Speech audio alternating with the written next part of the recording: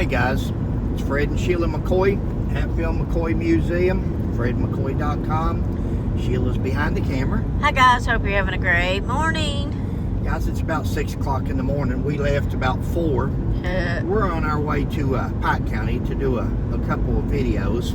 We do get out of the museum every now and then. But, well, sure. you know, Sheila and I, we don't care if we make a video in a vehicle, on a graveyard, or in the museum, or wherever it's at. We don't care, because our videos are usually correcting history or trying to clarify history or make a point.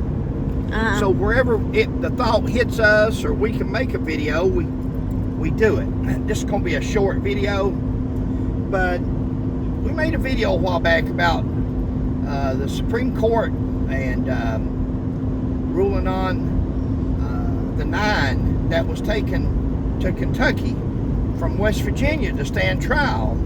And Client and Doc Mayhorn filed a lawsuit and took it all the way to the Supreme Court. And you know, a lot of people don't understand why that went to the Supreme Court. What was so illegal about that? Because, you know, there's been bounty hunters since the beginning of bounty. Dawn of time, just about. Yeah. And that's Sheila's comment. I was talking a while ago about bounty, and Sheila said, well, there's been bounty hunters since the beginning of bounty. Well, you put a bounty on something, somebody's going to start trying to collect it. That's right. You know, there was a difference in bounty hunters and police officers, law enforcement officers, and that's what people fail to understand. There had been bounty hunters going from Kentucky to West Virginia to Kentucky, Kentucky to California. It didn't matter. Bounty hunters could go anywhere they wanted to back in the day and collect a bounty on somebody that had a warrant on them from outstanding warrants from the law. That was the way it was worked. What was so incredible, what was so unique about the Hatfield and McCoy feud, what was so unique about Frank Phillips and the 9 West Virginians being arrested and brought back to Kentucky was this wasn't bounty hunters. Contrary to what people want to say about Frank Phillips, now listen, back in the day, you got the bounty. Right. Whether it was the police officer or the sheriff or the U.S. Marshal, they got the bounty. If there was a bounty on that person, the person that brought him in collected that bounty. So, didn't necessarily make you a bounty hunter, you just collected a bounty. Frank Phillips collected that $100 for Wall Hatfield for bringing him to jail. There's documentation of that. Proof. So, but what this made this so unique is, this was a law enforcement agency.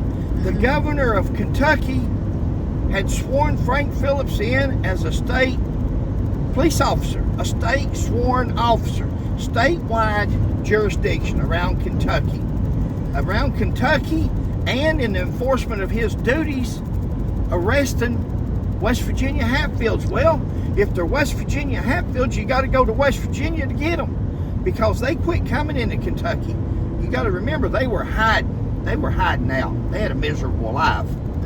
They made it miserable on Randall and Kentucky McCoys, but they also made it miserable on themselves. They had no quality of life during that time.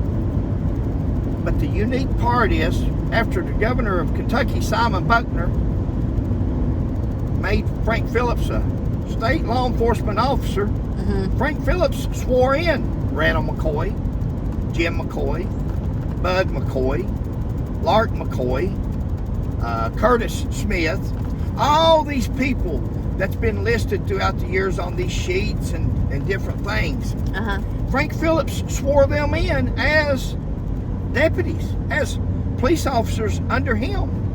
So when they went to West Virginia to arrest these Hatfields, and when they killed Jim Vance, that fired upon them first for resisting arrest, Bill Dempsey at the Grapevine battle, they were acting under color of law, of Kentucky law. Never before had this ever happened.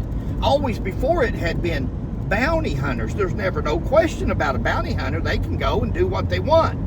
They act individually. Right. This group was acting under color of law, and they're as Kentucky law enforcement officers. That's why they took it to the Supreme Court. How can one state's law enforcement agency come to another state and arrest our citizens? We've got our own law enforcement agency. And that's what the Supreme Court ruled on. That, hey, you've already got them. There was no law at that time stating that you couldn't come to West Virginia. So now that you've arrested the 9, you can go ahead and keep them, rearrest them. And but from here on out, you have to do things differently before you come to another state, which is now called a governor's warrant. Is now called extradition. You have to extradite a prisoner from one state to another. Sheila, you got anything? No. That's a good way of explaining it now. I like the way that you said that, so maybe people can understand that just a little bit better. I hope they understand that, the difference between the bounty hunters of that day and law enforcement. Bounty hunters were average Joe Schmo that did what they needed to do to get the money they needed to help with their family. Yeah. But this was a law enforcement organization from one state that went into another state. When they went there, guys, they didn't do anything illegally. Frank Phillips was law. He swore everybody else in as a posse, and they went to arrest the bad guys. Up to that point, this had never occurred before. It never happened. How's law made in any state in the United States? How's it made? It goes through the system.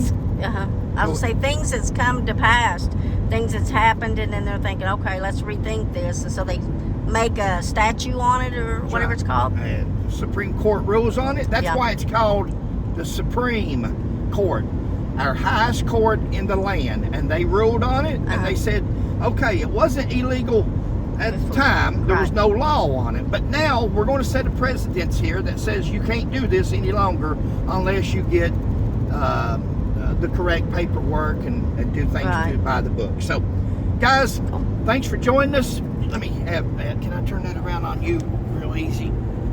There she is. Hi, guys. Hope you're having a great morning. It's early in the morning now. Thanks for watching. We hope that we kind of clarified some stuff up for you. We appreciate each and every one of you all for watching us every day, being faithful and sharing our videos and stuff. We couldn't do it without you all, so thank you so much for that. Explain to them all this editing. When they see videos and they see me saying one thing and all of a sudden I'm on something else, or the clip goes, that's where she's edited me, guys. Sorry. That's where she censored me. Yeah, got to just a little bit, guys. Just a little bit. But it's all good. All right. Thanks for watching. Please like, subscribe, and share. We'll catch you on the next one. Bye.